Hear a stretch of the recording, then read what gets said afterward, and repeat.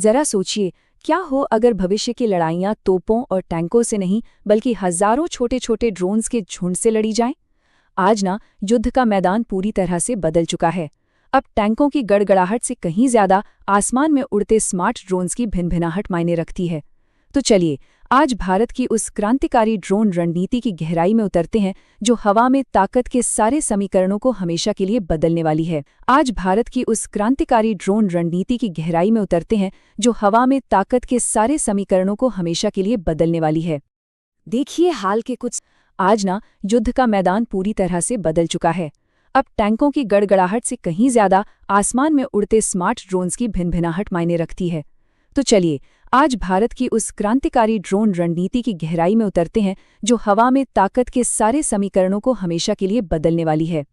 देखिए हाल के कुछ सालों में जो भी लड़ाइयां हुई हैं, जैसे नागोर्नो काराबाग की लड़ाई, उन्होंने एक बात तो बिल्कुल साफ कर दी है कि ड्रोन्स अब कोई जासूसी करने वाले खिलौने नहीं रह गए हैं। नहीं, ये वो हथियार बन चुके हैं जो दुश्मन के सबसे मजबूत किलों को भी भेद सकते हैं और किसी भी लड़ाई का पासा पलट सकते हैं।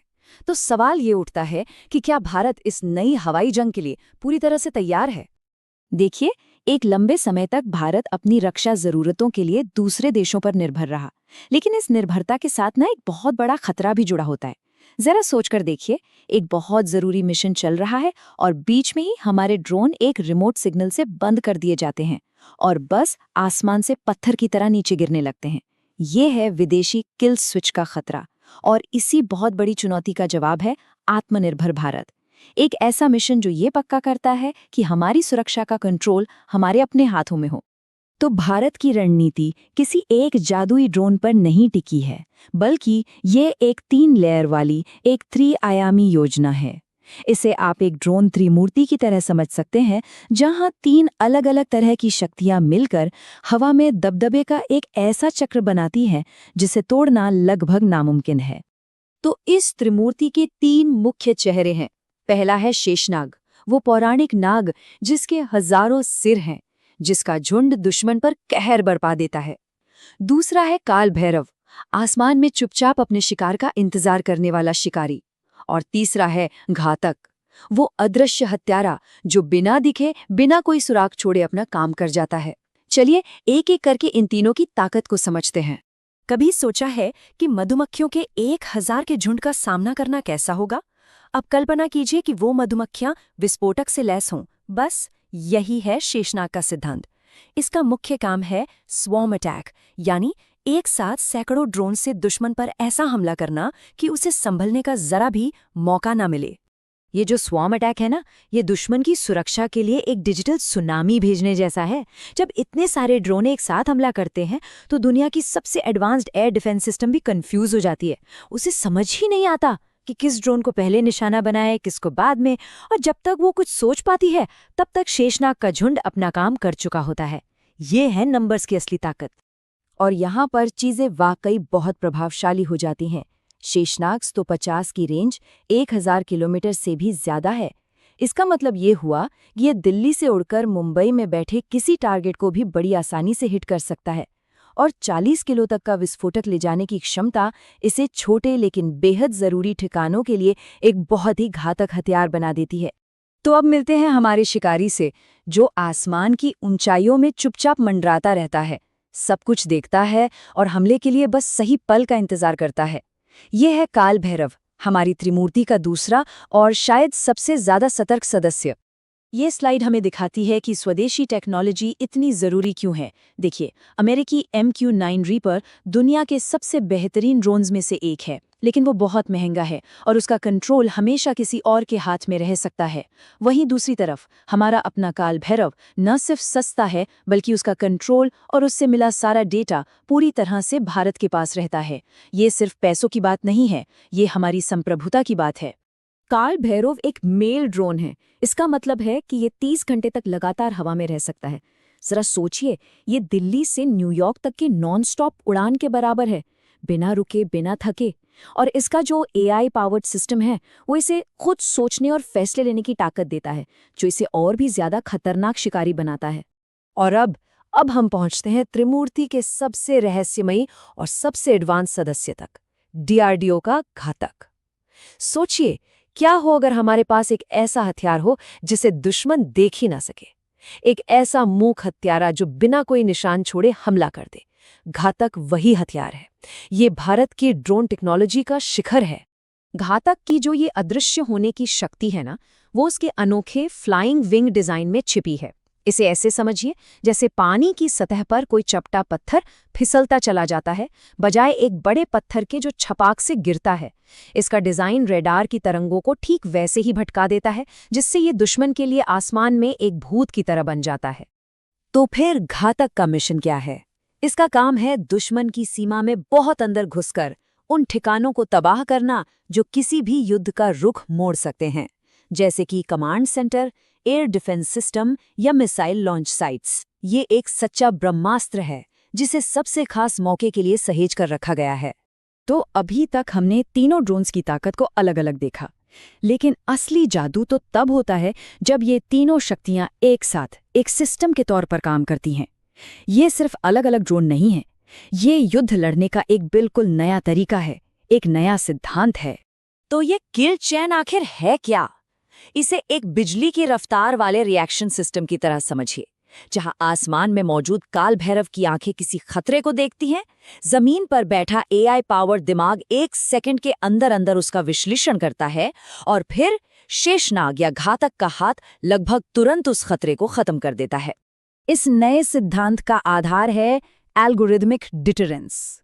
इसका सीधा मतलब है दुश्मन को ये बताकर डराना कि हम उनसे तेज सोच सकते हैं, उनसे तेज एक्शन ले सकते हैं और उनसे ज्यादा सटीकता से हमला कर सकते हैं। और ये सब कम लागत वाले ड्रोन से संभव होता है, जिससे हम अपने पायलटों या अपने सबसे महंगे लड़ाकू विमानों को जोखिम में डाले बिना दुश्मन को बड़ा नुकसान पहुंचा सकते हैं। शेषनाग का विनाशकारी झुंड, काल भैरव की बाज जैसी नजर और घातक की अदृश्य ताकत, ये तीनों मिलकर भारत की रक्षा रणनीति में एक ऐसी तकनीकी छलांग ला रहे हैं जो पहले कभी नहीं देखी गई। ये न सिर्फ हमारी सेना को भविष्य के लिए तैयार कर रही है, बल्कि लड़ाई के नियमों को भी फिर से लिख रही है। अब भविष्य क्या मोड़ लेगा ये तो वक्त ही बताएगा, लेकिन एक सवाल जरूर खड़ा होता है, क्या ये नई ड्रोन शक्ति भारत को सैन्य रूप से अजेय बनाने की दिशा में एक निर्णायक कदम है? आज हम बात करेंगे एक ऐसी कहानी की जिसने जर्मनी के पेशेवर पुरुष फुटबॉल की दुनिया में एक नया इतिहास रच दिया है। ये कहानी है सबरीना विटमिन की, वो पहली महिला जो जर्मनी के पुरुष फुटबॉल में एक हेड कोच बनी है और जिन्होंने एक बहुत बड़ी बाधा को तोड़ दिया है। तो चलिए उनके इस सफर को थोड़ा करीब से जानते हैं। हम देखेंगे कि उनकी ये नियुक्ति इतनी ऐतिहासिक क्यों है, जानेंगे उनके 19 साल लंबे संघर्ष के बारे में, समझेंगे कि कैसे उन्होंने सबसे मुश्किल समय में खुद को साबित किया, और आखिर में हम मैदान के बाहर उनके प्रभाव और आने वाले कल की विरासत पर भी एक नजर डालेंगे। तो शुरुआत करते हैं उस पल से जिसने सब कुछ बदल दिया। ये सिर्फ एक कोच की नियुक्ति नहीं थी, ये जर्मन फुटबॉल के लिए एक ऐतिहासिक पहल थी। इसे सिर्फ एक उपलब्धि कहना शायद इसके महत्व को कम आंकना होगा। सोचिए, एक ऐसा खेल जहां दशकों से सिर्फ पुरुषों का ही दबदबा रहा हो, वहां ये एक अभूतपूर्व और यादगार पल था। और खास बात यह है कि ये कामयाबी किसी छोटे स्तर पर नहीं मिली। ये जर्मनी की तीसरी सबसे बड़ी प्रोफेशनल लीग में हुई, और वो भी उनके अपने होमटाउन क्लब FC इंगलस्टाड के साथ। लेकिन यहां तक पहुंचने का रास्ता बिल्कुल आसान नहीं था। ये कोई रातों रात मिली कामयाबी नहीं थी। इसके पीछे एक लंबा और समर्पण से भरा सफर है। आइए एक युवा खिलाड़ी से हेड कोच बनने तक की उनकी इस यात्रा पर एक नजर डालते हैं। 19 साल, उनका अपने क्लब के साथ रिश्ता कोई नया नहीं है। ये लगभग 2 दशकों का एक गहरा नाता है जो एक खिलाड़ी के तौर पर शुरू हुआ और आज उन्हें इस बड़े मुकाम तक ले आया है। उनका ये सफर बहुत ही सधे हुए कदमों से आगे बढ़ा है। महज 16 साल की उम्र में अमेरिका में कोचिंग का पहला अनुभव लिया, फिर 2009 में जर्मनी लौटकर इंगलस्टाड की यूथ एकेडमी से जुड़ी और धीरे धीरे जमीनी स्तर पर काम करके अपनी काबिलियत साबित की, यहां तक कि U19 टीम को भी शानदार सफलता दिलाई। और फिर हर सफर में एक ऐसा मोड़ आता है जो सब कुछ तय कर देता है। उनके लिए वो मोड़ था एक अग्नि परीक्षा का, जब क्लब को एक लीडर की जरूरत पड़ी तो उन्हें अंतरिम कोच के तौर पर खुद को साबित करने का एक बड़ा मौका मिला। ये उनके करियर का सबसे बड़ा मंच था और कह सकते हैं कि यही उनका सबसे बड़ा ऑडिशन भी था। और नतीजे बेहद असरदार और हैरान करने वाले थे। उनके नेतृत्व में टीम ने 4 मैच खेले और एक भी मैच नहीं हारी। टीम अजेय रही। बात सिर्फ हार से बचने तक ही नहीं रुकी, उन्होंने इससे भी एक कदम आगे बढ़कर अपने इस छोटे से कार्यकाल में क्लब को 2024 का बवेरियन कप भी जितवाया।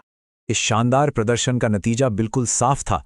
जून 2024 में उन्हें टीम का परमानेंट हेड कोच बना दिया गया, और तो और मार्च 2026 तक का कॉन्ट्रैक्ट देकर क्लब ने भी उन पर अपना पूरा भरोसा जता दिया। लेकिन ये कहानी सिर्फ फुटबॉल जीत और हार की नहीं है, ये उससे कहीं बड़ी है। ये कहानी है धारणाओं को बदलने की, दबाव को संभालने की और एक नया रास्ता बनाने की। सबरीना का ये बयान उनके नजरिए को साफ करता है। वो चाहती हैं कि दुनिया उन्हें उनके काम, उनके कौशल से पहचाने, ना कि सिर्फ उनके जेंडर से। ये एक दिलचस्प बात है कि जहां एक तरफ वो मानती हैं कि टीम के अंदर का माहौल बहुत जल्दी सामान्य हो गया था, वहीं वो इस बात को भी स्वीकार करती हैं कि बाहर की दुनिया का दबाव किसी भी पुरुष कोच से कहीं ज्यादा था। तो आखिर में ये इतना मायने क्यों रखता है? क्योंकि उनकी ये नियुक्ति सिर्फ एक नौकरी नहीं बल्कि एक संदेश है। ये फुटबॉल की पुरानी सोच को चुनौती देती है। ये दुनिया भर की महिला कोचों के लिए एक प्रेरणा है और ये साबित करती है कि अगर लगन और काबिलियत हो तो हर दीवार को तोड़ा जा सकता है। अब तक का उनका ये सफर यकीनन ऐतिहासिक रहा है, लेकिन जैसा कि कहा जाता है, ये अंत नहीं, ये तो बस एक विरासत की शुरुआत है। और यहीं पर उनकी कहानी हमें एक बहुत बड़े और जरूरी सवाल के साथ छोड़ जाती है। क्या सबरीना विटमन की ये कामयाबी सिर्फ एक इकलौती मिसाल बनकर रह जाएगी, या फिर ये प्रोफेशनल फुटबॉल में एक नए, ज्यादा समावेशी दौर की शुरुआत का संकेत है? साल 2026, मैदान भारत का और ट्रॉफी भी भारत की। आज हम उस ऐतिहासिक T20 वर्ल्ड कप जीत की कहानी में उतरेंगे, जिसने सिर्फ एक टूर्नामेंट नहीं जिताया बल्कि भारतीय क्रिकेट के लिए एक बिल्कुल नए दौर का आगाज कर दिया। ये जीत से कहीं बढ़कर थी, ये एक ऐलान था। तो चलिए इस सफर को शुरू करते हैं। हम अपनी कहानी की शुरुआत करेंगे 2023 के उस साये से जहां इस जीत के बीज बोए गए थे। फिर हम समझेंगे गंभीर सिद्धांत को, जिसने टीम की पूरी सोच ही बदल डाली। हम देखेंगे कि फाइनल में आंकड़ों का कैसा बवंडर आया, कैसे रिकॉर्ड्स की झड़ी लग गई। जानेंगे कि इस जीत के असली नायक कौन थे, और आखिर में हम ये समझेंगे कि इस जीत का असली मतलब क्या है, इसकी विरासत क्या है। देखिए, इस जीत की भव्यता को पूरी तरह से समझने के लिए हमें 3 साल पीछे लौटना होगा। साल 2023, मैदान वही था, अहमदाबाद का नरेंद्र मोदी स्टेडियम, लेकिन उस दिन माहौल बिल्कुल अलग था। और यहीं पर 2023 और 2026 की कहानी एक दूसरे से जुड़ जाती है। सोचिए, 2023 में 1 लाख से ज्यादा लोगों की खामोश सिसकियां, एक दर्दनाक सन्नाटा। और फिर ठीक 3 साल बाद उसी मैदान पर जीत का ऐसा शोर, ऐसी गूंज जिसने पुराने हर जख्म पर मरहम लगा दिया। ये सिर्फ एक फाइनल मैच नहीं था, ये एक प्रायश्चित था, एक रिडेम्पशन था। तो सवाल उठता है कि टीम इंडिया में ये जबरदस्त बदलाव, ये काया पलट आया कैसे? इसकी जड़ में थे नए हेड कोच गौतम गंभीर और उनकी लाई हुई एक नई, एक बेखौफ सोच, जिसे हम गंभीर सिद्धांत कह सकते हैं। गंभीर का ये एक वाक्य ही उनकी पूरी फिलॉसफी को बयां कर देता है।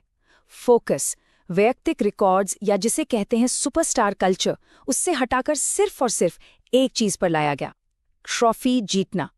टीम सबसे ऊपर, बाकी सब बाद में। तो गंभीर की रणनीति इन्हीं उसूलों की बुनियाद पर खड़ी थी। एकदम साफ, खुलकर खेलो, बड़ा सोचो, और सबसे जरूरी, हार का डर, उसे दिमाग से निकाल फेंको। मंत्र सीधा था, या तो 250 का पहाड़ खड़ा करो या फिर 120 पर सिमट जाओ। बीच का वो सेफ खेलने वाला रास्ता बंद, डरना मना था।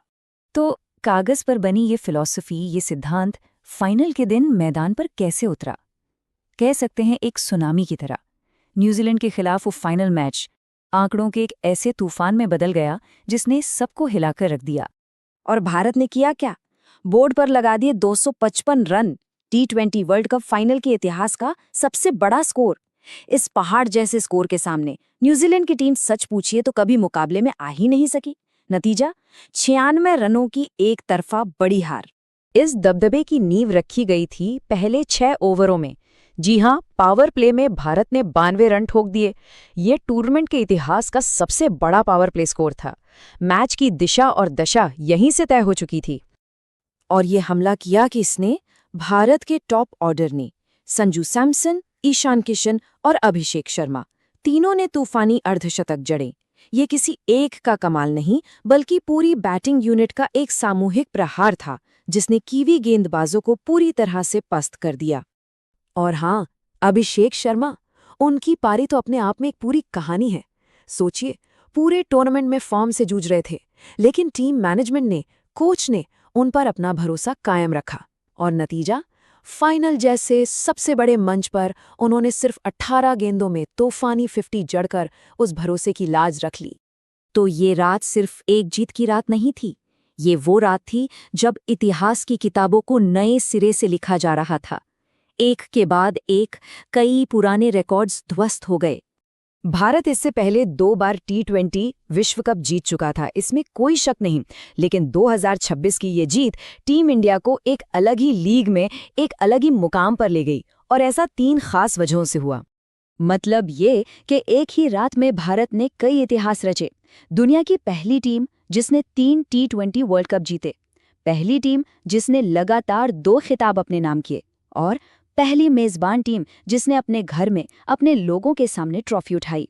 और तो और वो न्यूजीलैंड वाला जिंक्स, वर्ल्ड कप में उन्हें कभी न हरा पाने का सिलसिला, वो भी टूट गया। वैसे तो ये जीत पूरी टीम की थी, हर खिलाड़ी का योगदान था। लेकिन 2 खिलाड़ियों ने अपने प्रदर्शन से एक ऐसी छाप छोड़ी कि उनका जिक्र करना बेहद जरूरी हो जाता है। पहले हीरो संजू सैमसन, वो खिलाड़ी जिन पर हमेशा ये टैग लगा कि वो अपनी बेमिसाल प्रतिभा के साथ न्याय नहीं कर पाते। लेकिन इस बार उन्होंने नॉकआउट स्टेज में मानो आग ही लगा दी। क्वार्टर फाइनल, फिर सेमीफाइनल और फिर ग्रैंड फिनाले, तीनों सबसे बड़े, सबसे जरूरी मैचों में उन्होंने जबरदस्त पारियां खेली और वो बने प्लेयर ऑफ द टूर्नामेंट। और गेंदबाजी में थे जसप्रीत बुमराह। फाइनल में सिर्फ 15 रन देकर 4 विकेट चटकाने वाला उनका स्पेल किसी जादू से कम नहीं था। उन्होंने अकेले ही न्यूजीलैंड की बल्लेबाजी की कमर तोड़ दी और एक बार फिर साबित कर दिया कि क्यों उन्हें राष्ट्रीय खजाना कहा जाता है। तो अब बात करते हैं इस ऐतिहासिक जीत की गूंज की, इसके असर की। भारतीय क्रिकेट और दुनिया के लिए इस जीत के आखिर मायने क्या हैं? जीत का जश्न तो पूरे देश ने मनाया, लेकिन शायद सबसे खास पल वो था जब MS धोनी ने इंस्टाग्राम पर कोच गौतम गंभीर के लिए ये संदेश लिखा। भारत के 2 वर्ल्ड कप विजेता कप्तानों के बीच सम्मान का ये भाव एकता का एक शक्तिशाली प्रतीक बन गया। खुद गौतम गंभीर ने भी बड़ा दिल दिखाते हुए इस जीत का श्रेय अपने से पहले कोच रहे राहुल द्रविड़ और VVS लक्ष्मण को दिया। ये इस बात को दिखाता है कि ये सफलता किसी एक व्यक्ति या एक टूर्नामेंट की नहीं, बल्कि पिछले कई सालों से बनाए जा रहे एक मजबूत सिस्टम का नतीजा थी। तो आखिर में ये जीत सिर्फ एक ट्रॉफी नहीं है, ये टीम इंडिया के लिए एक नए, एक निडर, एक बेखौफ युग की शुरुआत का ऐलान है। भारत ने दुनिया की बाकी टीमों के लिए एक नया बेंचमार्क, एक नया पैमाना सेट कर दिया है। एक ऐसा लेवल जहां तक पहुंचना अब किसी के लिए आसान नहीं होगा। तो अब सवाल ये उठता है कि इस चुनौती का सामना करने के लिए कौन आगे आएगा? आज हम बात करेंगे एक ऐसी कहानी की जिसने जर्मनी के पेशेवर पुरुष फुटबॉल की दुनिया में एक नया इतिहास रच दिया है। ये कहानी है सबरीना विटमिन की, वो पहली महिला जो जर्मनी के पुरुष फुटबॉल में एक हेड कोच बनी है और जिन्होंने एक बहुत बड़ी बाधा को तोड़ दिया है।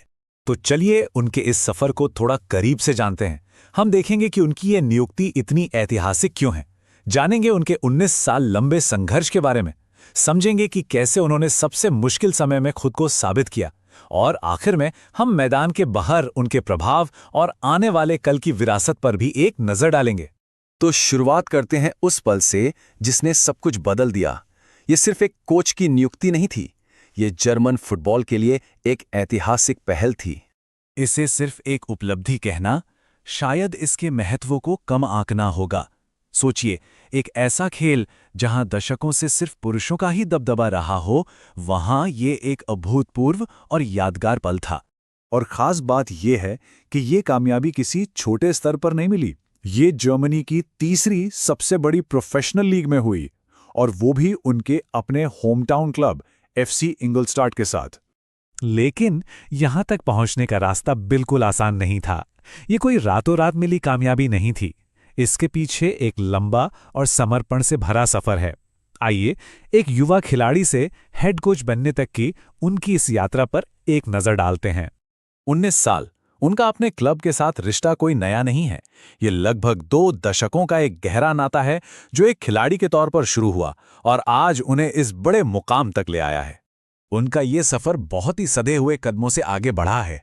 महज 16 साल की उम्र में अमेरिका में कोचिंग का पहला अनुभव लिया, फिर 2009 में जर्मनी लौटकर इंगलस्टाड की यूथ एकेडमी से जुड़ी और धीरे धीरे जमीनी स्तर पर काम करके अपनी काबिलियत साबित की, यहां तक कि U19 टीम को भी शानदार सफलता दिलाई। और फिर हर सफर में एक ऐसा मोड़ आता है जो सब कुछ तय कर देता है। उनके लिए वो मोड़ था एक अग्नि परीक्षा का, जब क्लब को एक लीडर की जरूरत पड़ी तो उन्हें अंतरिम कोच के तौर पर खुद को साबित करने का एक बड़ा मौका मिला। ये उनके करियर का सबसे बड़ा मंच था और कह सकते हैं कि यही उनका सबसे बड़ा ऑडिशन भी था। और नतीजे बेहद असरदार और हैरान करने वाले थे। उनके नेतृत्व में टीम ने 4 मैच खेले और एक भी मैच नहीं हारी। टीम अजेय रही। बात सिर्फ हार से बचने तक ही नहीं रुकी, उन्होंने इससे भी एक कदम आगे बढ़कर अपने इस छोटे से कार्यकाल में क्लब को 2024 का बवेरियन कप भी जितवाया। इस शानदार प्रदर्शन का नतीजा बिल्कुल साफ था। जून 2024 में उन्हें टीम का परमानेंट हेड कोच बना दिया गया, और तो और मार्च 2026 तक का कॉन्ट्रैक्ट देकर क्लब ने भी उन पर अपना पूरा भरोसा जता दिया। लेकिन ये कहानी सिर्फ फुटबॉल जीत और हार की नहीं है, ये उससे कहीं बड़ी है। ये कहानी है धारणाओं को बदलने की, दबाव को संभालने की और एक नया रास्ता बनाने की। सबरीना का ये बयान उनके नजरिए को साफ करता है। वो चाहती हैं कि दुनिया उन्हें उनके काम, उनके कौशल से पहचाने, ना कि सिर्फ उनके जेंडर से। ये एक दिलचस्प बात है कि जहां एक तरफ वो मानती हैं कि टीम के अंदर का माहौल बहुत जल्दी सामान्य हो गया था, वहीं वो इस बात को भी स्वीकार करती हैं कि बाहर की दुनिया का दबाव किसी भी पुरुष कोच से कहीं ज्यादा था। तो आखिर में ये इतना मायने क्यों रखता है? क्योंकि उनकी ये नियुक्ति सिर्फ एक नौकरी नहीं बल्कि एक संदेश है। ये फुटबॉल की पुरानी सोच को चुनौती देती है। ये दुनिया भर की महिला कोचों के लिए एक प्रेरणा है और ये साबित करती है कि अगर लगन और काबिलियत हो तो हर दीवार को तोड़ा जा सकता है। अब तक का उनका ये सफर यकीनन ऐतिहासिक रहा है, लेकिन जैसा कि कहा जाता है, ये अंत नहीं, ये तो बस एक विरासत की शुरुआत है। और यहीं पर उनकी कहानी हमें एक बहुत बड़े और जरूरी सवाल के साथ छोड़ जाती है। क्या सबरीना विटमन की ये कामयाबी सिर्फ एक इकलौती मिसाल बनकर रह जाएगी, या फिर ये प्रोफेशनल फुटबॉल में एक नए, ज्यादा समावेशी दौर की शुरुआत का संकेत है? जरा सोचिए, एक ऐसा क्षेत्र जहां हर एक फैसले का वजन देश की सुरक्षा जितना होता है। जी हां, हम बात कर रहे हैं भारत के परमाणु कार्यक्रम की, और आज इसी कार्यक्रम के इतिहास में एक बिल्कुल नया पन्ना जुड़ गया है। ये कहानी है RM नचमाई की, जिनकी नियुक्ति ने दशकों पुरानी सोच और बाधाओं को तोड़कर रख दिया है। चलिए इस असाधारण कहानी को और गहराई से समझते हैं। तो सवाल सीधा सा है, भारत के सबसे मुश्किल और सबसे ज्यादा पुरुषों के दबदबे वाले क्षेत्रों में से एक, यानी न्यूक्लियर एनर्जी, उसमें उस कांच की छत को आखिर किसने तोड़ा है? ये अदृश्य दीवार जो अब तक महिलाओं को टॉप पर पहुंचने से रोकती थी, वो अब टूट चुकी है। और ये महज एक नौकरी की बात नहीं है, ये एक नई मिसाल कायम करने की कहानी है। और ये हैं वो जिन्होंने ये कारनामा कर दिखाया है। RM नचम्माई अब भारत के किसी भी चालू परमाणु ऊर्जा संयंत्र की कमान संभालने वाली पहली महिला बन गई हैं। Nuclear power corporation of India limited यानी NPCIL के तहत उन्हें चीफ सुपरिंटेंडेंट के पद पर नियुक्त किया गया है। सच कहूं तो ये भारत के परमाणु इतिहास का एक बहुत बड़ा और यादगार पल है। तो आखिर कौन है RM नचम्माई? देखिए, इस असाधारण कामयाबी के पीछे कोई 1-2 दिन की मेहनत नहीं, बल्कि पूरे 35 सालों का लंबा सफर, अटूट लगन और जबरदस्त विशेषज्ञता छिपी हुई है। आइए उनके इस प्रेरणा देने वाले सफर को जरा और करीब से जानते हैं। उनका सफर शुरू होता है साल 1990 में, जब उन्होंने मद्रास यूनिवर्सिटी से इंजीनियरिंग की डिग्री हासिल की और उसके ठीक अगले साल 1991 में उन्होंने NPCIL में एक ट्रेनी के तौर पर अपना पहला कदम रखा। फिर तो दशकों तक उन्होंने पूरी लगन से काम किया। उनके बेहतरीन काम के लिए उन्हें 2010, 2014 और फिर 2017 में स्पेशल कंट्रीब्यूशन अवार्ड्स भी मिले और इसी शानदार सफर ने उन्हें आज कैगा जनरेटिंग स्टेशन के चीफ सुपरिंटेंडेंट के इस बड़े पद तक पहुंचाया है। देखिए, उनकी कामयाबी की नींव हमेशा से ही बहुत मजबूत रही है। वो सिर्फ मद्रास यूनिवर्सिटी से ग्रेजुएट ही नहीं थीं, बल्कि अपने बैच की टॉपर भी थीं और इसी वजह से उन्हें उस वक्त का प्रतिष्ठित विक्रम साराभाई पुरस्कार भी मिला था। और उनके करियर के दौरान मिले कई NPCIL अवार्ड्स इस बात का सबूत हैं कि उनका प्रदर्शन हमेशा से ही शानदार रहा है। तो अब जरा उनके नए कार्यक्षेत्र यानी कर्नाटक के कैगा परमाणु ऊर्जा स्टेशन पर ध्यान देते हैं। ये सिर्फ कोई बिजली बनाने का प्लांट नहीं है, बल्कि ये भारत की ऊर्जा सुरक्षा का एक बहुत ही जरूरी किला है। अच्छा, ये चीफ सुपरिंटेंडेंट का पद होता क्या है? असल में ये वो इंसान होता है जिसके ऊपर पूरे न्यूक्लियर रिएक्टर कॉम्प्लेक्स को चलाने, उसके रखरखाव और इंजीनियरिंग सपोर्ट की जिम्मेदारी होती है। मतलब रिएक्टर कैसे काम कर रहा है और उसके सेफ्टी सिस्टम ठीक है या नहीं, इस पर 24 घंटे नजर रखनी होती है। ये परमाणु ऊर्जा के क्षेत्र में सबसे ज्यादा तकनीकी जानकारी वाली और जिम्मेदारी वाली भूमिकाओं में से एक है, जहां एक छोटी सी भी गलती की कोई गुंजाइश नहीं होती। और कैगा स्टेशन भी अपने आप में एक बहुत बड़ा सेटअप है। इसे NPCIL चलाता है और इसमें प्रेशराइज्ड हैवी वाटर रिएक्टर्स हैं, जो हमारी अपनी स्वदेशी परमाणु तकनीक का एक शानदार नमूना है। फिलहाल इसकी 4 यूनिट्स मिलकर 880 मेगावाट बिजली पैदा करती हैं और भविष्य में इसमें 2 और यूनिट्स जुड़ेंगी, जिससे इसकी क्षमता बढ़कर 2280 मेगावाट हो जाएगी। मतलब साफ है, ये भारत के सबसे अहम परमाणु केंद्रों में से एक है। लेकिन नच्चम्माई की इस नियुक्ति को हमें एक बड़े नजरिए से देखना होगा। ये सिर्फ उनकी व्यक्तिगत कामयाबी नहीं है, बल्कि ये भारत के महत्वाकांक्षी परमाणु ऊर्जा प्लान और इस सेक्टर के सामने खड़ी चुनौतियों से सीधे तौर पर जुड़ी हुई है। देखिए, भारत का लक्ष्य बहुत बड़ा है। साल 2047 तक हमें अपनी परमाणु ऊर्जा की क्षमता को 100 गीगावाट तक ले जाना है। ये एक बहुत बहुत बड़ी छलांग है और इतने बड़े लक्ष्य को हासिल करने के लिए नच्चम्माई जैसे अनुभवी और काबिल लीडर्स की जरूरत पड़ेगी ही, जो इन बेहद जटिल प्लांट्स को सुरक्षित और असरदार तरीके से चला सकें। चलिए, अब आते हैं इस पूरी कहानी के सबसे जरूरी और सबसे अहम पहलू पर, यानी विज्ञान के क्षेत्र में नारी शक्ति और उस कांच की छत को तोड़ने पर जो अक्सर महिलाओं को टॉप पोजीशन तक पहुंचने से रोकती आई है। आंकड़े जो हैं वो सब कुछ साफ कर देते हैं। NPCIL के लगभग 10,000 कर्मचारियों में से सिर्फ 900 महिलाएं हैं, यानी महज 9%। जरा सोचिए, एक ऐसे सेक्टर में जहां पुरुषों का इतना ज्यादा दबदबा हो, वहां किसी महिला का सबसे बड़े ऑपरेशनल पद तक पहुंचना कितनी बड़ी और असाधारण बात है। ये उनकी काबिलियत और उनके द्वारा पार की गई मुश्किलों का सबसे बड़ा सबूत है।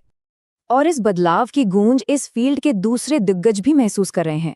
भाभा परमाणु अनुसंधान केंद्र यानी बार्क की पूर्व प्रमुख डॉक्टर उमा शंकरी कन्नन कहती हैं कि चीजें अब बेहतर हो रही हैं, मानसिकता बदल रही है।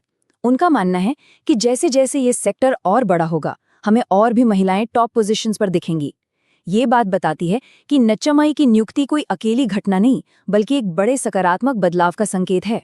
लेकिन इस नियुक्ति का असर सिर्फ न्यूक्लियर प्लांट की चारदीवारी तक ही सीमित नहीं है। ये पूरे देश के लिए और खास तौर पर हमारी युवा पीढ़ी के लिए एक बहुत बड़ी प्रेरणा है। तो आखिर इस एक नियुक्ति के असल मायने क्या-क्या हैं? सबसे पहले, ये भारत की क्लीन एनर्जी और आत्मनिर्भरता की तरफ बढ़ते कदमों का प्रतीक है। ये लैंगिक समानता की दिशा में एक ऐतिहासिक मील का पत्थर है। ये युवा महिलाओं को विज्ञान, टेक्नोलॉजी, इंजीनियरिंग और मैथ्स यानी स्टेम फील्ड्स में आने के लिए प्रेरित करती है। और सबसे बड़ी बात, ये साबित करती है कि भारत के परमाणु कार्यक्रम में सिर्फ और सिर्फ काबिलियत और योग्यता को ही सबसे ऊपर रखा जाता है। और हाँ, जो लोग प्रतियोगी परीक्षाओं की तैयारी कर रहे हैं, उनके लिए कुछ जरूरी बातें। पहला, कौन? RM नच्चम्माई, परमाणु संयंत्र का नेतृत्व करने वाली पहली महिला। दूसरा, कहाँ? कैगा जनरेटिंग स्टेशन, कर्नाटक में। तीसरा, संस्था, nuclear power corporation of India limited यानी NPCIL। और आखिर में देश का लक्ष्य 2047 तक 100 गीगावाट परमाणु ऊर्जा का उत्पादन। ये पॉइंट्स आपकी परीक्षा के लिए बहुत अहम हो सकते हैं। और अंत में ये पूरी कहानी हमें एक बहुत गहरे सवाल पर लाकर छोड़ देती है। आरएम नटशमाई का सफर हमें याद दिलाता है कि किसी एक इंसान की कामयाबी कभी सिर्फ उसकी अपनी नहीं होती। ये एक लहर की तरह फैलती है जो पूरे देश में विज्ञान और समानता के लिए नए दरवाजे खोलती है और आने वाली न जाने कितनी पीढ़ियों को बड़े सपने देखने का हौसला देती है। नमस्कार। सोशल मीडिया बच्चों के लिए अच्छा है या बुरा? ये बहस तो खैर हमेशा से ही चलती आई है, लेकिन अब भारत में ये बहस एक बिल्कुल नए मोड़ पर आ गई है, जहां 2 राज्यों ने बच्चों के लिए इसे बैन करने का ही फैसला कर लिया है। तो आज के इस विश्लेषण में हम इसी बड़े नीतिगत फैसले को समझने की कोशिश करेंगे। और हाँ, अगर आपको भी ऐसे जरूरी मुद्दों को आसान भाषा में समझना पसंद है तो हमारे साथ बने रहिएगा। तो आज हम किन किन बातों पर गौर करेंगे? सबसे पहले तो यही जानेंगे कि भाई ये नया बैन आखिर है क्या। फिर समझेंगे कि सरकार को इतना बड़ा कदम उठाने की जरूरत पड़ी ही क्यों। हम ये भी देखेंगे कि क्या दुनिया के दूसरे देश भी ऐसा कुछ कर रहे हैं और इसे लागू करने में असल दिक्कतें क्या-क्या हैं। और आखिर में सबसे बड़ा सवाल, क्या बैन ही अकेला रास्ता है? चलिए एक एक करके समझते हैं। तो चलिए बात शुरू करते हैं भारत के 2 दक्षिणी राज्यों से, जिन्होंने एक ऐसी घोषणा की है जो शायद पूरे देश में बच्चों की डिजिटल जिंदगी को बदल सकती है। जी हाँ, ये भारत में अपनी तरह का पहला फैसला है। कर्नाटक और आंध्र प्रदेश ये वो पहले राज्य बन गए हैं जिन्होंने वो कदम उठाया है जिसके बारे में अब तक सिर्फ बातें ही होती थीं। बच्चों के लिए सोशल मीडिया पर उम्र के हिसाब से पाबंदी। ये एक ऐसा फैसला है जिसने, आप कह सकते हैं कि पूरे देश में एक नई बहस को जन्म दे दिया है। तो असल में नियम हैं क्या? देखिए, कर्नाटक ने तो एक सीधी लाइन खींच दी है, 16 साल से कम उम्र है तो सोशल मीडिया नहीं। वहीं आंध्र प्रदेश ने शुरुआत की है 13 साल की उम्र से, लेकिन वो भी इस लिमिट को 16 साल तक ले जाने पर सोच विचार कर रहे हैं। मतलब ये तो साफ है कि दोनों ही राज्य एक बड़े बदलाव की ओर बढ़ रहे हैं। यहाँ एक बहुत ज़रूरी बात समझने वाली है, ये जो बैन है ये मोबाइल फ़ोन रखने पर नहीं है, बल्कि सिर्फ और सिर्फ सोशल मीडिया प्लेटफॉर्म्स पर है। इसका मतलब ये हुआ कि बच्चे फ़ोन तो इस्तेमाल कर पाएंगे, लेकिन उस पर इंस्टाग्राम, फेसबुक जैसे ऐप्स नहीं चला सकेंगे। अब देखिए, किसी भी सरकार के लिए इतना बड़ा फैसला लेना कोई आसान काम तो होता नहीं है। तो सवाल उठता है कि आखिर ऐसी नौबत आई ही क्यों? क्या वजह है इस सख्त कदम के पीछे? चलिए थोड़ा और गहराई में चलते हैं। इस पूरे फैसले के सेंटर में है बच्चों का मेंटल हेल्थ। एक्सपर्ट्स, आप जानते हैं, लगातार ये चेतावनी दे रहे हैं कि सोशल मीडिया का ज़रूरत से ज़्यादा इस्तेमाल बच्चों में डिप्रेशन से लेकर एंग्जाइटी जैसी गंभीर दिक्कतें बढ़ा रहा है। और ऐसा लगता है कि सरकार ने इन्हीं चेतावनियों को अब बहुत गंभीरता से ले लिया है। और जब हम रिसर्च के नतीजों पर नज़र डालते हैं तो वो वाकई चौंकाने वाले हैं। एक तरफ डिप्रेशन और एंग्जाइटी जैसी मानसिक परेशानियां हैं, तो दूसरी तरफ नींद का पूरा ना होना और अपनी ही बॉडी को लेकर, अपनी शक्ल सूरत को लेकर इनसिक्योर महसूस करना। पढ़ाई पर तो असर पड़ ही रहा है, और इन सबसे ऊपर है साइबर बुलिंग का बढ़ता हुआ खतरा। ये सारी वजहें जब एक साथ मिलती हैं तो एक बहुत ही खतरनाक तस्वीर सामने आती है। और ऐसा भी नहीं है कि ये चिंता सिर्फ भारत की ही है। नहीं, दुनिया के कई देश इसी सवाल से जूझ रहे हैं कि भाई अपने बच्चों को ऑनलाइन दुनिया के खतरों से आखिर कैसे बचाया जाए। ये एक ग्लोबल ट्रेंड बनता जा रहा है। अगर हम दुनिया भर में देखें तो इंडोनेशिया, वो तो ये नियम पहले ही लागू कर चुका है। ऑस्ट्रेलिया भी 2025 तक 16 साल से कम उम्र के बच्चों के लिए ऐसा ही एक बैन लाने जा रहा है।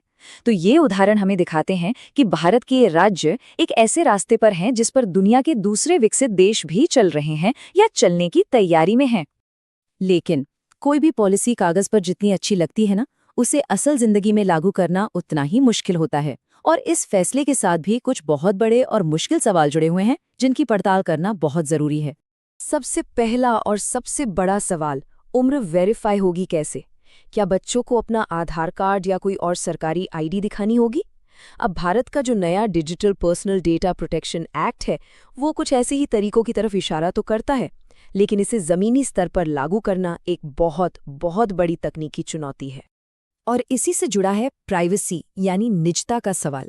बहुत से लोगों को ये चिंता है कि उम्र वेरीफाई करने के नाम पर कहीं सरकार और टेक कंपनियों के पास बच्चों का और भी ज्यादा डेटा तो इकट्ठा नहीं हो जाएगा। ये आप कह सकते हैं कि निगरानी और निजता के बीच एक बहुत ही नाजुक बैलेंस का मामला है। और एक प्रैक्टिकल सवाल, आज के बच्चे टेक्नोलॉजी के मामले में बहुत स्मार्ट हैं, क्या वो वीपीएन जो उनकी लोकेशन को छुपा सकता है, या बस एक नकली जन्म तिथि डालकर इस बैन को आसानी से बाईपास नहीं कर लेंगे? ऐसे में ये नियम कितना असरदार होगा, ये भी एक बड़ा सवाल है। और आखिर में एक बहुत ही बुनियादी सवाल, बच्चों की ऑनलाइन सुरक्षा की जिम्मेदारी आखिर है किसकी? क्या ये सरकार का काम है कि वो ऐसे कड़े नियम बनाए, या ये पूरी तरह से माता-पिता पर छोड़ देना चाहिए कि वे अपने परिवार के लिए क्या सही समझते हैं? तो इन सभी चुनौतियों को देखते हुए ये तो साफ है कि शायद सिर्फ बैन लगा देना ही काफी नहीं होगा। तो सवाल ये है कि इसके आगे का रास्ता क्या है? क्या बैन के अलावा भी कोई और हल है? एक्सपर्ट्स एक नए आइडिया पर काफी जोर दे रहे हैं, जिसे कहते हैं सेफ डिजिटल पेरेंटिंग। अब इसका मतलब सिर्फ रोक टोक लगाना नहीं है, बल्कि बच्चों को इस डिजिटल दुनिया में सही और गलत की पहचान करना सिखाना है। ये आप कह सकते हैं कि सुरक्षा और आज़ादी के बीच एक बैलेंस बनाने की कला है। तो ये डिजिटल पेरेंटिंग होती कैसे है? इसके कुछ ठोस कदम हैं। पहला, बच्चों से खुलकर बात करें। दूसरा, स्क्रीन टाइम को लेकर कुछ नियम बनाएं जो घर में सब पर लागू हों। तीसरा, फोन और डिवाइस में जो पेरेंटल कंट्रोल टूल्स होते हैं उनका इस्तेमाल करें। और सबसे ज़रूरी, उन्हें एक जिम्मेदार डिजिटल नागरिक बनना सिखाएं, मतलब ऑनलाइन दुनिया में कैसा बर्ताव करना है ये सिखाना। और हाँ, ये सब तभी हो पाएगा जब माता-पिता खुद भी नई टेक्नोलॉजी से अपडेटेड रहें। तो हम घूम फिर से उसी सवाल पर आ जाते हैं, क्या बैन ही आखिरी जवाब है, या फिर ये उन कई उपायों में से सिर्फ एक टूल है जिनकी हमें ज़रूरत है? देखिए, इस सवाल का कोई आसान जवाब नहीं है, और शायद सही रास्ता इन दोनों के बीच में ही कहीं है। इस विषय पर आपके क्या विचार हैं, हमें कमेंट्स में ज़रूर बताइएगा, और ऐसे ही जटिल विषयों को आसानी से समझने के लिए हमारे साथ जुड़े रहें। हर साल 8 मार्च को हम सब अंतर्राष्ट्रीय महिला दिवस मनाते हैं, पर क्या ये सिर्फ एक जश्न का दिन है?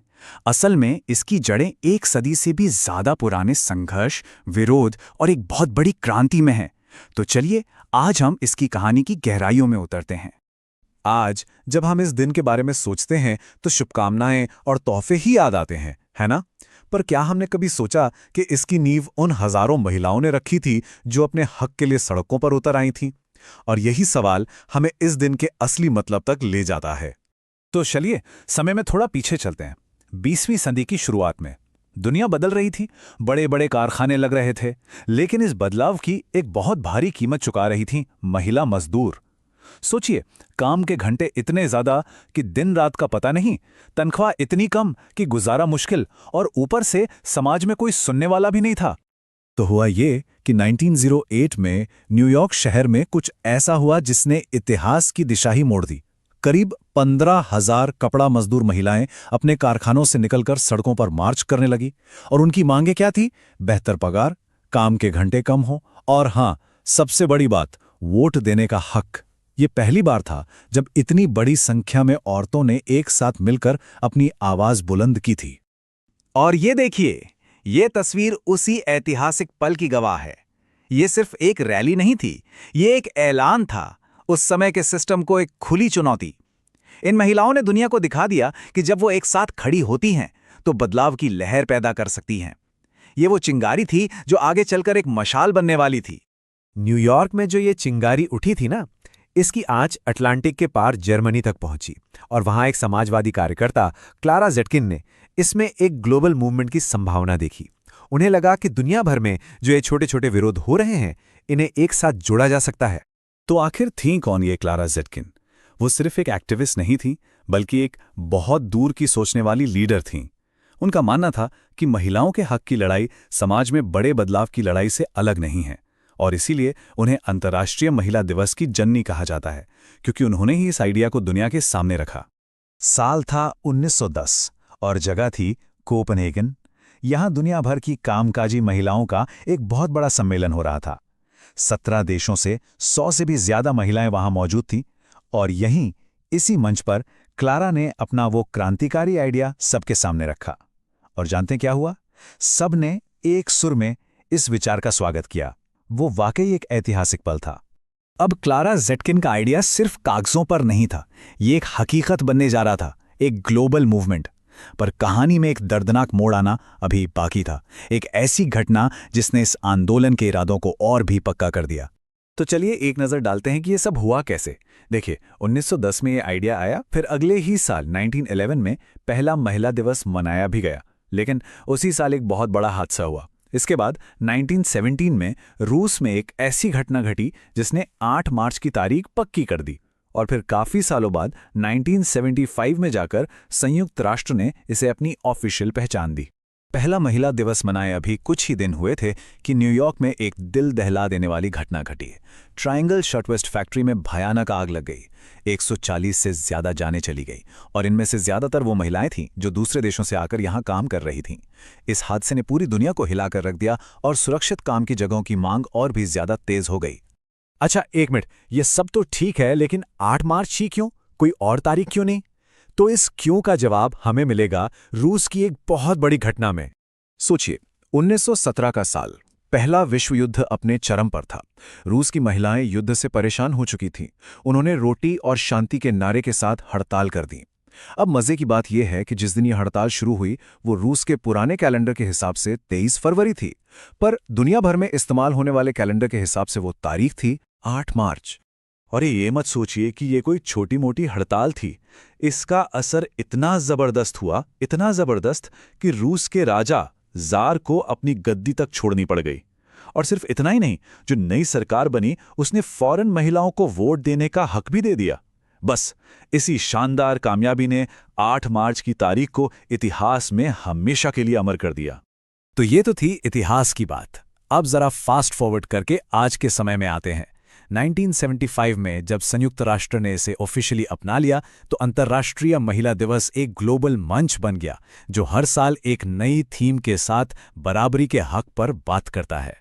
अब ये देखिए, ये बहुत दिलचस्प है। 100 साल पहले मांगे क्या थी? वोट का अधिकार, बेहतर सैलरी, सेफ वर्किंग कंडीशन, बिल्कुल सीधी और जरूरी मांगे।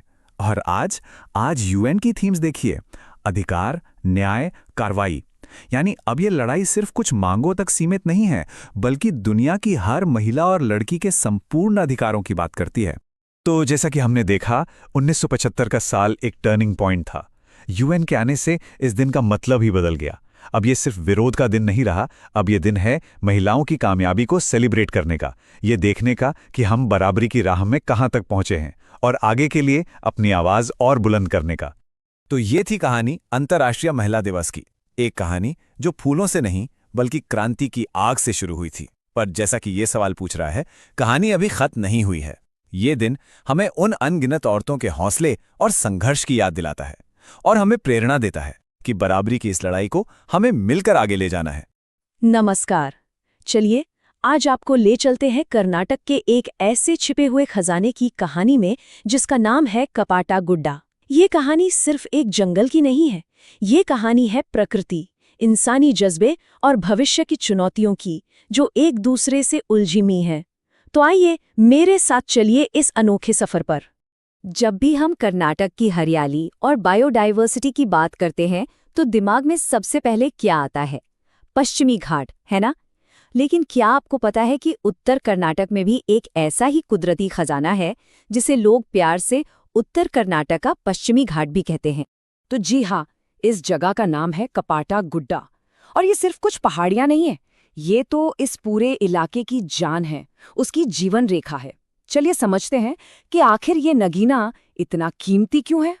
तो ये कपाटा गुड्डा है कहाँ? ये पड़ता है कर्नाटक के गडग जिले में। लेकिन ये सिर्फ एक खूबसूरत जगह नहीं है, इसका एक बहुत बड़ा काम भी है। ये एक बहुत जरूरी वाटर कैचमेंट एरिया है, मतलब वो इलाका जहां से विशाल तुंगभद्रा नदी को पानी मिलता है। और यहाँ का इकोसिस्टम भी बड़ा अनोखा है, झाड़ीदार जंगल और घास के मैदानों वाली एक सूखी जमीन। अब देखिए कपाटा गुड्डा को वाइल्ड लाइफ सेंचुरी क्यों बनाया गया, इसकी कहानी बड़ी दिलचस्प है। आप सोच रहे होंगे कि तेंदुए या हाथियों के लिए? नहीं, यहाँ जानवर तो हैं, लेकिन इसका खास मकसद था यहाँ के पेड़ पौधों और जड़ी बूटियों को बचाना। और यही बात इसे पूरे कर्नाटक में अपनी तरह का इकलौता अभयारण्य बनाती है। जब हम कहते हैं वनस्पतियों का खजाना, तो इसका असल में मतलब क्या है? चलिए कुछ नंबर देखते हैं और आपको अंदाजा लग जाएगा कि दाव पर क्या लगा था।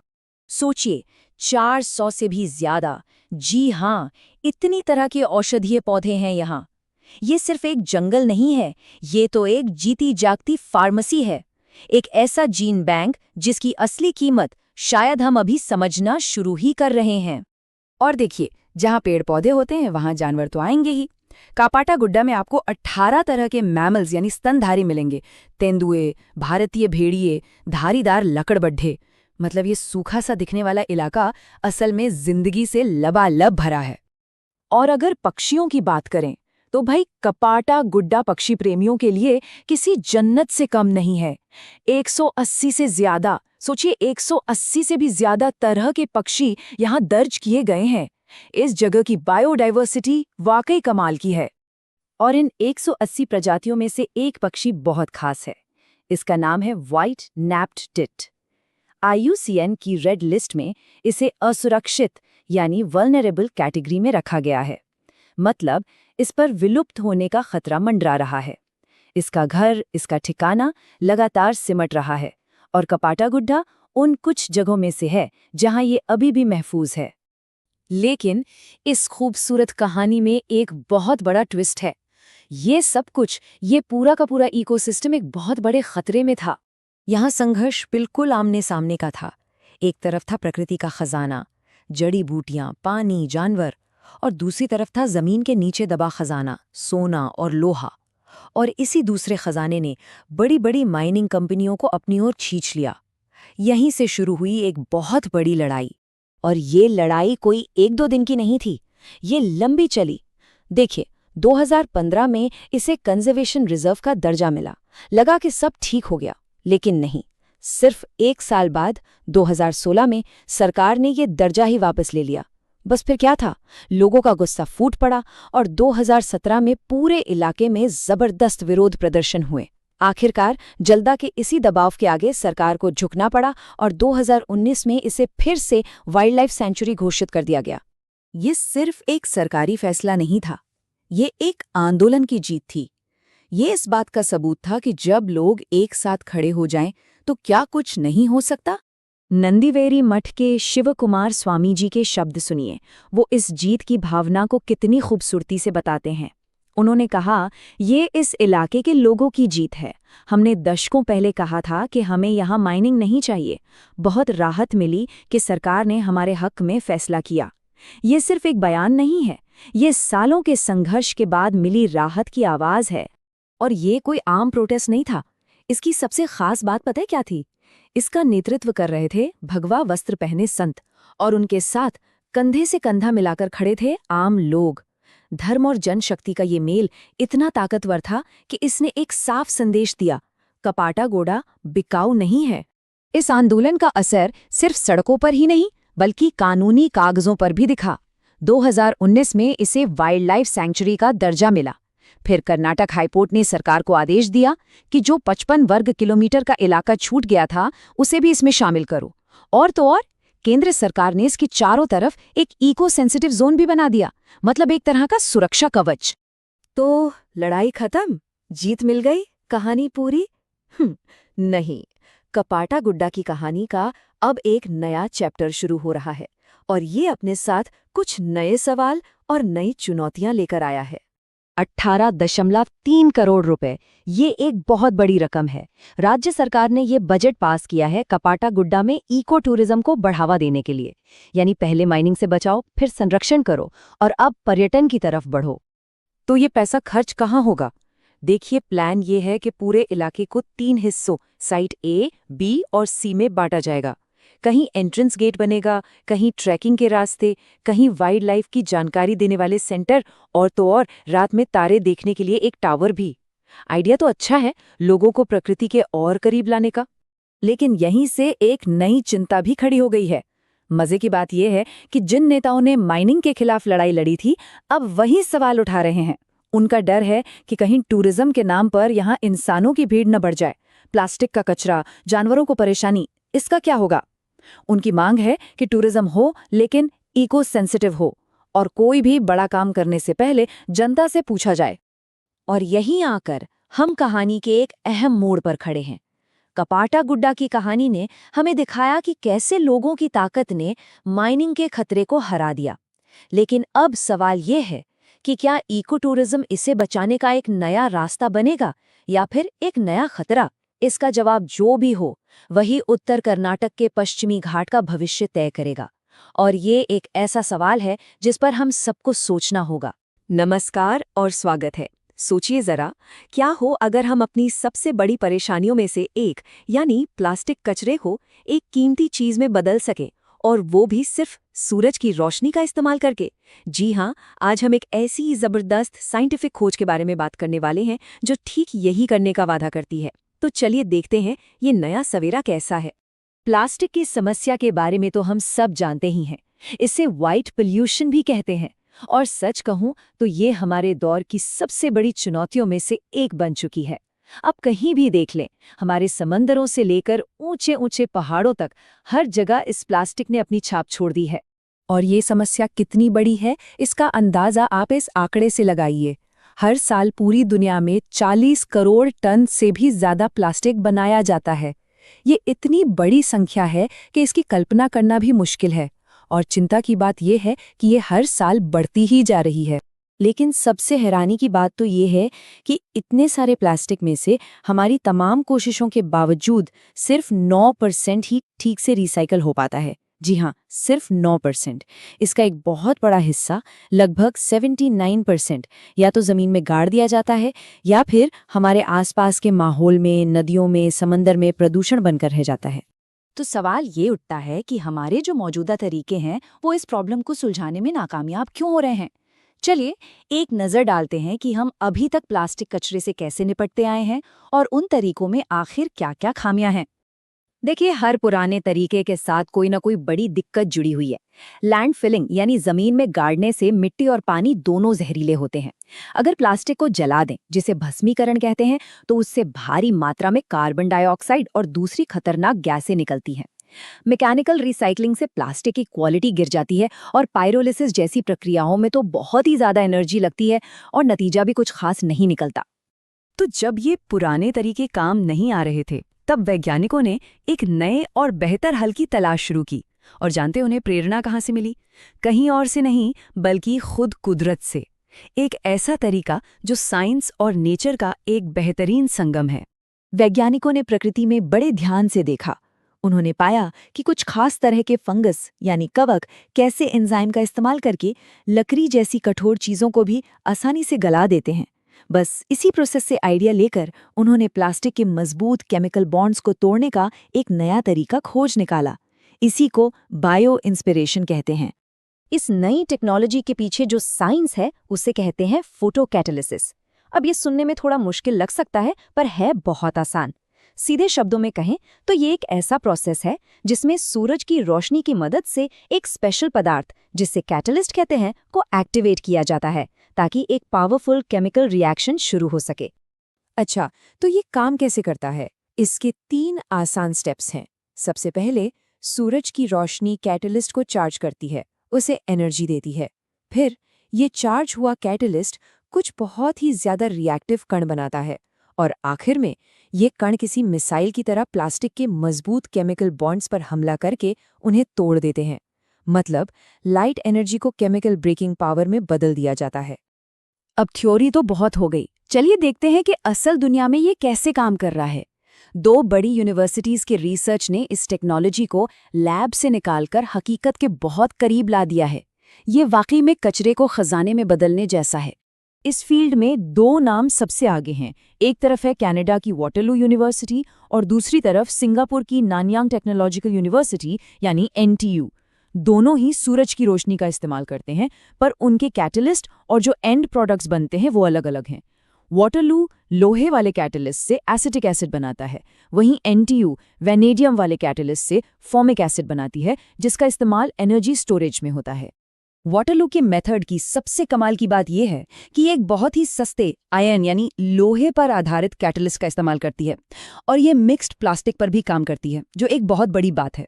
ये पूरा प्रोसेस पानी के अंदर और नॉर्मल रूम टेम्परेचर पर हो जाता है, जिससे ये काफ़ी एफिशिएंट है। और इससे जो बनता है एसिटिक एसिड, वो तो इंडस्ट्री में बहुत काम आता है। चलिए अब दुनिया के दूसरे कोने सिंगापुर की नैनयांग टेक्नोलॉजिकल यूनिवर्सिटी चलते हैं। उन्होंने भी इसी प्रॉब्लम पर काम किया, लेकिन उनका नजरिया और लक्ष्य थोड़ा अलग था। उनकी टेक्नोलॉजी तो प्लास्टिक कचरे को सीधा एनर्जी सेक्टर के भविष्य से जोड़ती है। एनटीओ की मेथड वैनेडियम बेस्ड कैटलिस्ट का इस्तेमाल करती है और इसे सूरज की रोशनी के अलावा कम बिजली खाने वाली एलईडी से भी चला सकते हैं। पर इसकी सबसे रोमांचक बात है इसका एंड प्रोडक्ट, फॉर्मिक एसिड। ये क्लीन एनर्जी सेक्टर में एक गेम चेंजर हो सकता है। इसे सीधे फ्यूल सेल्स में यूज कर सकते हैं या फिर हाइड्रोजन एनर्जी को सेफ तरीके से स्टोर करने और ट्रांसपोर्ट करने के लिए भी। तो ये जो खोजें हैं ये सिर्फ लैब एक्सपेरिमेंट नहीं है, इनमें इतना दम है कि ये प्लास्टिक के साथ हमारे पूरे रिश्ते को बदल सकती हैं और हमें एक सर्कुलर इकोनॉमी की तरफ ले जा सकती हैं। और सुनिए, इसका एक और बहुत बड़ा मतलब जबरदस्त फायदा है।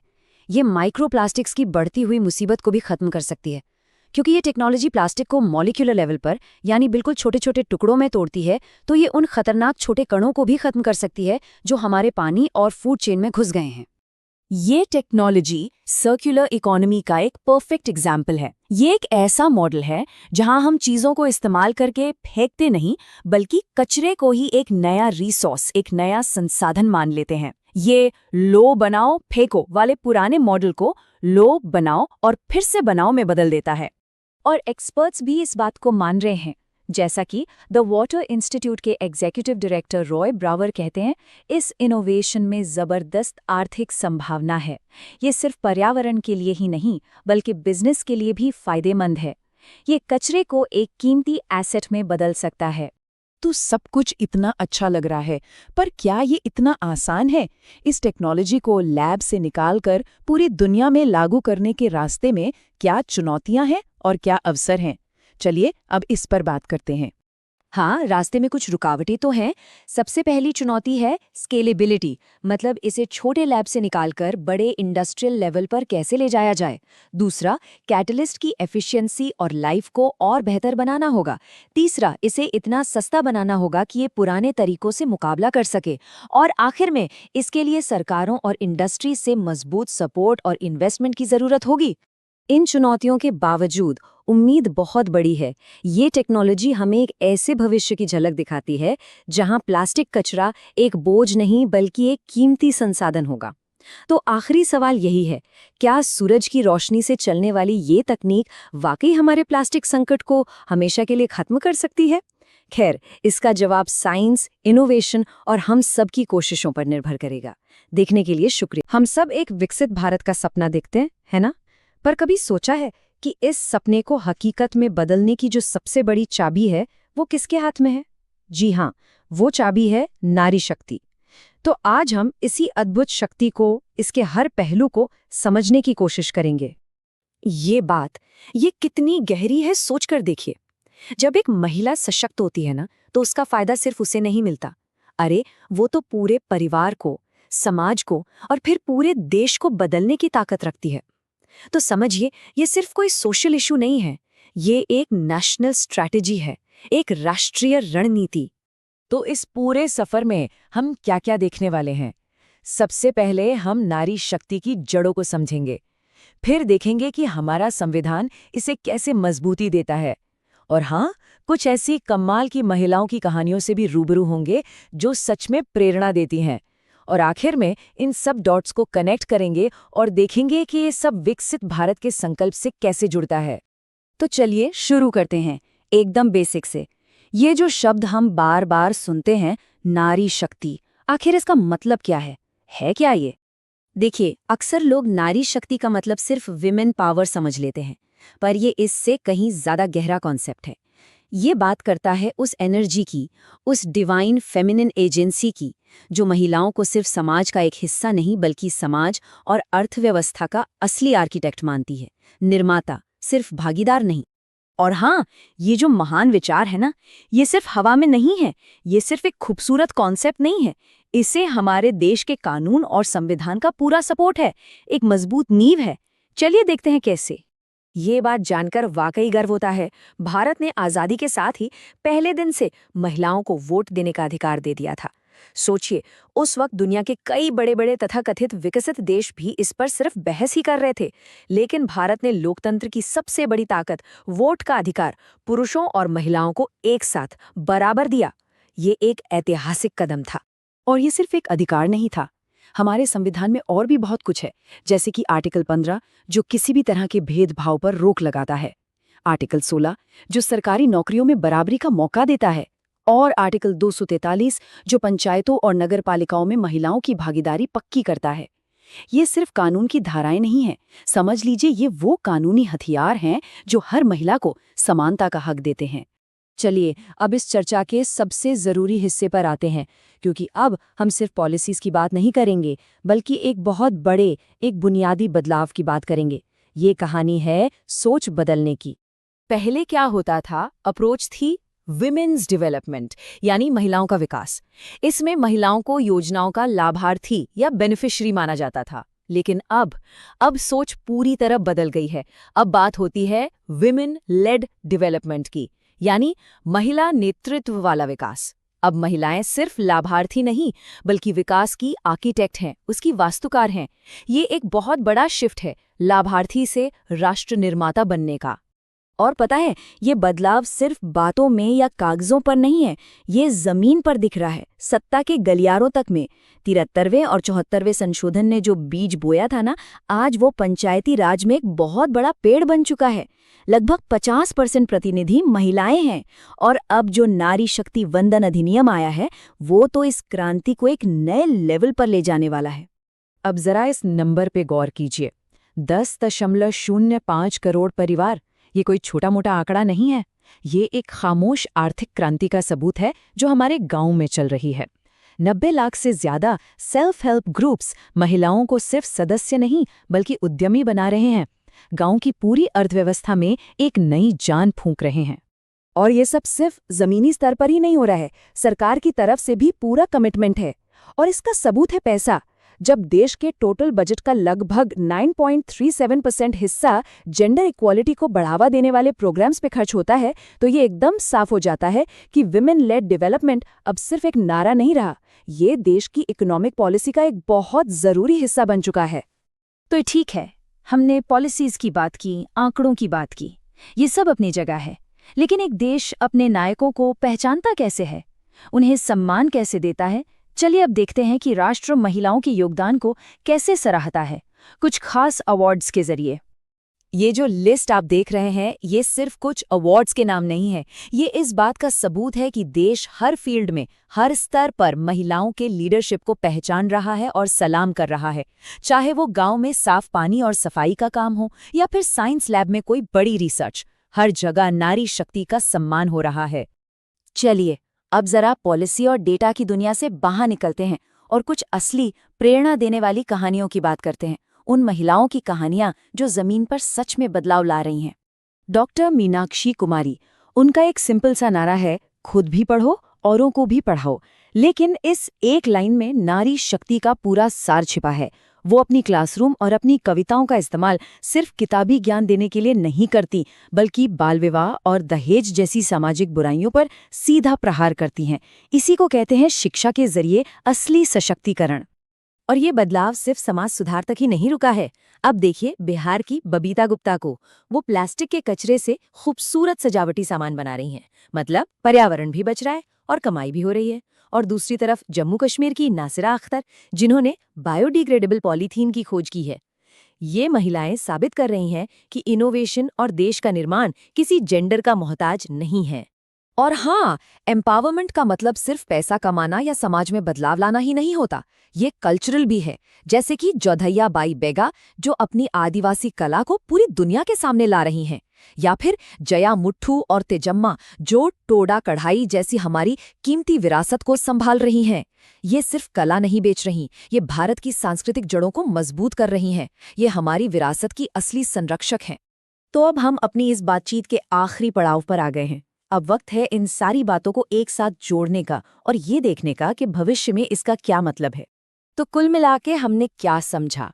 हमने ये देखा कि कैसे भारत की महिलाएं अब देश के विकास की गाड़ी में सिर्फ पैसेंजर नहीं रहीं, अब वो ड्राइविंग सीट पर आ चुकी हैं, और विकसित भारत की जो मंजिल है उस तक पहुंचने का रास्ता अब उनके ही नेतृत्व में तय किया जा रहा है।